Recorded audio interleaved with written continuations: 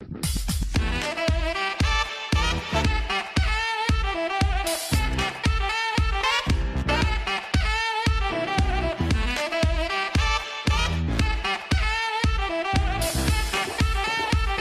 back. We head to Fallen Tier, the Ascension once more. It is a great title. We covered a whole bunch of different things yesterday, from the Fated Bonds and the Ascensions to a couple different details about the gameplay. Today we're just going to go a little bit further. We're going to dive into a few more things. We're going to talk about a release window, potentially. We're going to talk about maybe some plans after this game finally arrives. And I am excited for us to get into it. So without further ado, it's time for us to head back into this Metroidvania. Actually, another question that comes to mind while you guys were talking about this was, so you can recruit different bonds to go into the levels with you, and then so they directly kind of relate to how you acquire the Ascensions. So how does picking different Fated Bonds, does it change kind of how each level kind of plays out? Obviously from a gameplay mechanic it would, but from, say, you wouldn't be able to get a certain Ascension, or you would change a story aspect slightly in one way or another, is that something that would be affected directly? Regarding the how the Fated Bonds affect Ascensions, it's not a hard, if you don't have this Fated Bond you won't get this Ascension. Though they're related to each other, I'd have to say that the player still has freedom as to what Ascension they would be able to acquire. It won't be tied to specific combinations of Fated Bonds, though the number of Fated Bonds you acquire can determine what kinds of Ascensions you have access to. Okay. It's not a hard, like, you need this specific character to get access to this Ascension. It's more like if you're able to gain the trust of a number of Fated Bonds, in general, Hira's power grows, so he's able to access more Ascensions to unlock. So it really focuses on kind of the gameplay aspect of it more than anything. Yes. Okay. We wanted to give the player to give the player choice, basically. Like I said, it's an open world game. We don't want every run to be the same. Otherwise, it would just be a linear game, right? So, but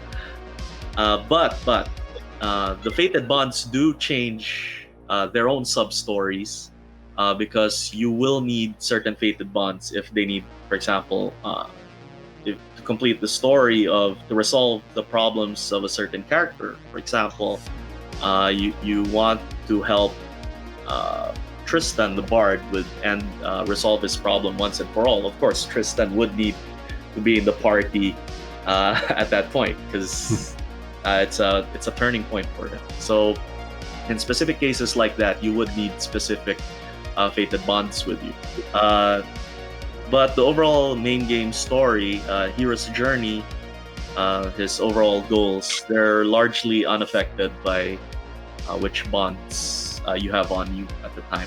I will say that it is affected by whether you found all of them or not. I will say that. Okay. But there will be events in the game that may change, because some bonds might comment on it. Some bonds might interject, like say, "Hey, I actually have feelings about this particular event that's happened." So it's up to the player. The player might get a new experience if they bring certain bonds with them to certain events. So yeah. Also, we have multiple endings, so the getting Fated Bonds is also connected with that ending. So if you didn't get all the bonds, then you will get this type of ending.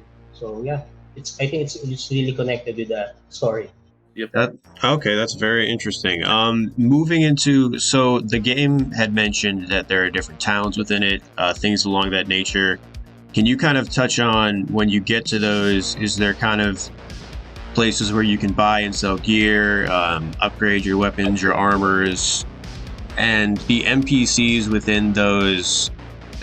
How exactly would those interactions, can you interact with them at all? Or is it simply just you go there, kind of you upgrade your gear, swap things, and then you move to the next level? How does that impact the gameplay and story? All right. So Raoah is a very vibrant world, but it's filled with all sorts of monsters and other unsavory things. So the towns represent a sort of a safe haven from all of that. It's also in these towns that you'll usually find the fated bonds that who are tied with Hira, because the fated bonds are people who live in Raoah, and they're living different lives. So you will usually go to these towns in search of certain people. Now, different towns will not all provide like a unified gear system, though they will give you access to certain game features. And the real major point is you're there to look for certain people, though there are some weirdos in the fated bonds that you will find out there in the wild. So there's no actual direct link to like upgrading anything within those towns, like a blacksmith shop or anything along that line? It's more just story driven safe haven aspect. It's more story driven safe haven, but there are some towns that give access to game features. One of the factions in the game called the Core Hunter Association, because in Raoah, monsters, they're simultaneously a threat that needs to be addressed and also a source of resource, because monsters have something called core crystals on them that the Raoahans use for energy. So the Core Hunters Association, they make it a point to hunt these monsters down, both to protect the safety of the people of Raoah and also simultaneously get those resources so they can get income from them. The main upgrades happen in the castle. Since you, for example, you get the blacksmith, one of the fated bonds, you can upgrade his area, so you can unleash Hira's other skill by doing that. The bonds will have the system for the upgrades also. Can you touch on the castle and elaborate a little bit more where that takes place within the game itself? Is that like between levels, or how exactly does that slot into the game itself? The castle is an actual place in the world of Raoah. The castle will be like the player's main hub. After they acquire the castle, it'll be like their main hub. That's basically where they'll go home to if they're done with a mission, they need something done. That's where the bonds will gather, because you can't. Hira isn't exactly bringing 22 people with him at all times, so that's where they'll be. That's where they'll set up shop. So the other towns in the game, they're really like you described, they're set dressing, they're story dressing, but at the same time, like I said, that's usually where you'll find bonds. So you'll want to travel to them to look for them there. Like Stephen said, most of the meat of the traditional upgrading services, they'll actually take place at your own castle. Talk to me about the game development, kind of from when it first started. I believe you said it's been in the works for about 2 years at this point. How has it changed from when it first started to now? So was there any amount of scope creep? I mean, most games do tend to really get impacted by that, but was there a scope creep in a sense, and how did that impact? Was there certain things that had to be taken out of the game, added in, or just even from an artistic standpoint or from a story standpoint, did anything really change or evolve over time? We're actually really early in development. The demo kind of touched on the core mechanics we want to put in the game, but yeah, I'm not sure if we can call it scope creep yet. It's more like, okay, we have these things we want to implement. It's really the building stage at this point. Yeah, it's really the building stage, but we're already started. It's more like we already know what we kind of want with the game. It's more like, okay, let's do this until something happens, and we'll see how we deal with it. Does it have to be removed? Do we need to add on to it? It's kind of that point. But I will say the game is it's a bit large in scope because there's this entire aspect of building up your own castle. There's these rare hunts. There's the 22 fated bonds, each with their own subquests. I'm not sure we can creep it up from that because we're really going for the full like JRPG experience here. Yeah, it really is very ambitious. There's a lot of different things. There's a lot of different things. I know, right? So yeah, at this point, it's more like we have this big goal. It's more like we'll probably add, or most likely we'll see if we really need certain aspects of the game, reduce it. It's that kind of point right now. Yeah, absolutely. So before we wrap up with the last few questions, is there any specific place or person or character or enemy even within the game that you guys can narrow down as your favorite part at this point? All right, I guess I'll have Stephen start.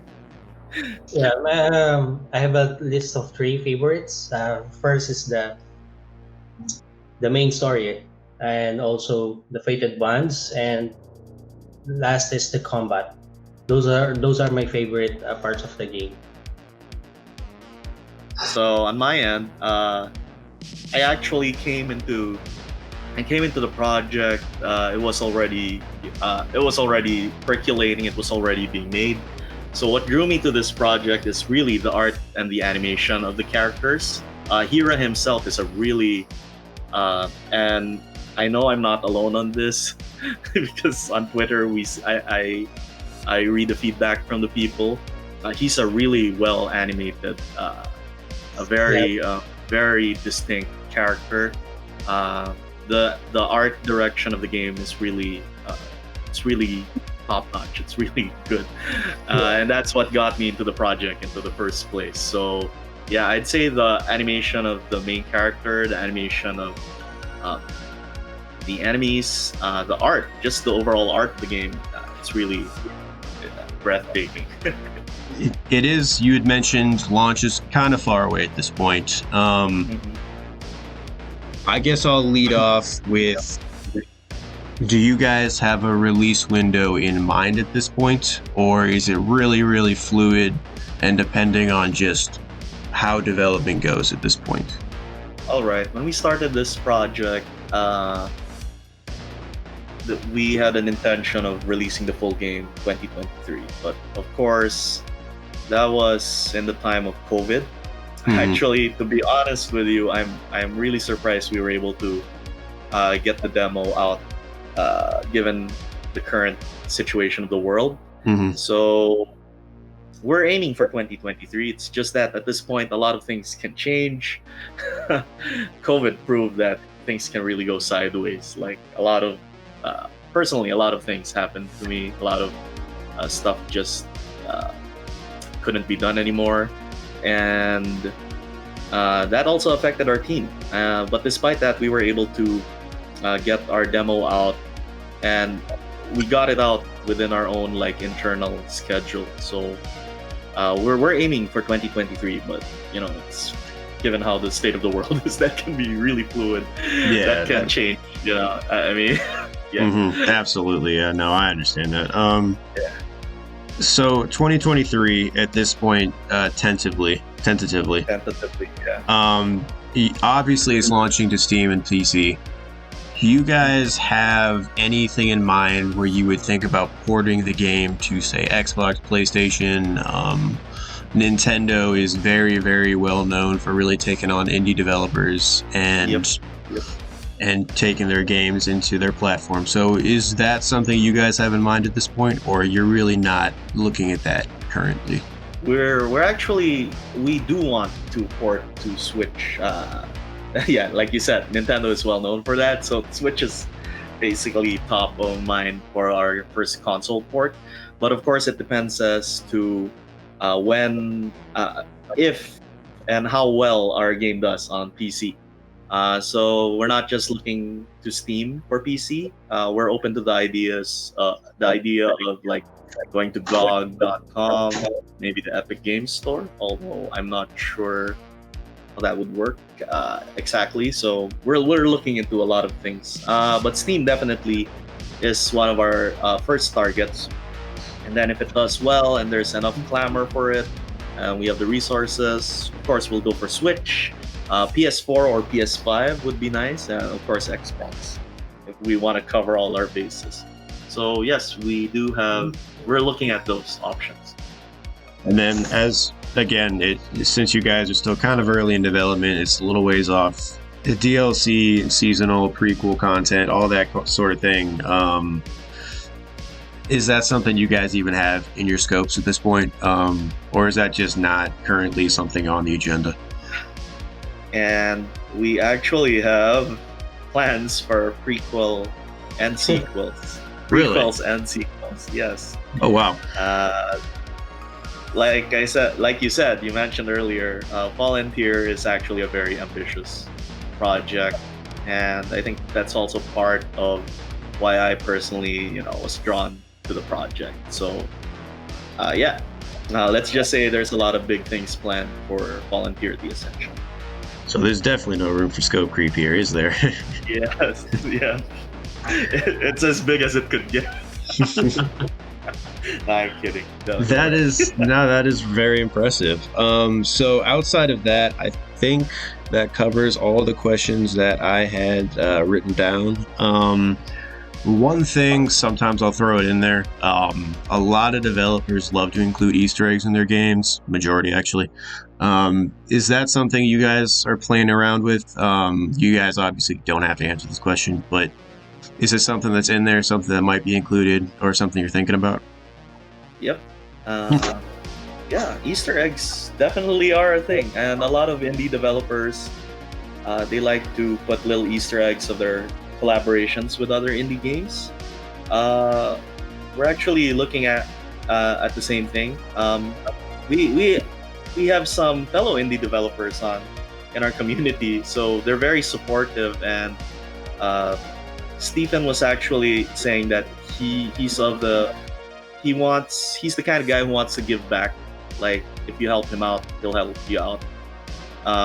So we're exploring Easter eggs of that nature, like collaborations with our supporters, with our community, with fellow indie devs. The Metroidvania indie dev community is surprisingly very supportive of each other.